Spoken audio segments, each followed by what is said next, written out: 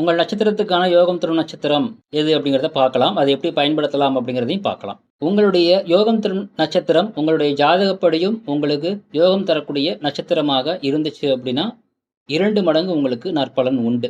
உங்களுக்கான யோகம் தரும் நட்சத்திரம் உத்திரட்டாதி.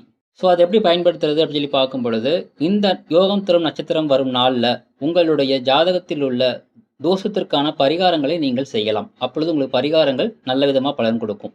அதே மாதிரி இந்த நட்சத்திரத்தில் உள்ள நபர்கள் உங்களுடைய லைஃப்பில் உங்களோட ட்ராவல் பண்ணுறாங்கன்னா, அதாவது உங்களுடைய பெற்றோர்களாகவோ அல்லது உங்களுடைய குழந்தைகளாகவோ அல்லது வாழ்க்கை துணை, நட்பு, சகோதரர்கள், சகோதரிகள், இந்த மாதிரி ஏதேனும் ஒரு விதத்தில் இந்த நட்சத்திர அன்பர்கள் கூட நீங்கள் ட்ராவல் பண்ணும் பொழுது உங்களுக்கு நன்மைகள் அப்படிங்கிறது கிடைக்கும்.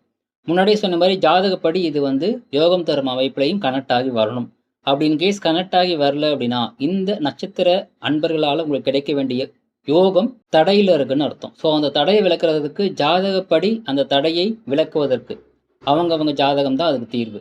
அதற்குண்டான வழிபாடு என்னங்கிறது தெரிஞ்சு அதை நீங்கள் ஃபாலோ பண்ணும் பொழுது கண்டிப்பாக இந்த யோகம் தரும் நட்சத்திரத்தின் நற்பலனை நீங்கள் பரிபூர்ணமாக பெற முடியும். வாழ்த்துக்கள்.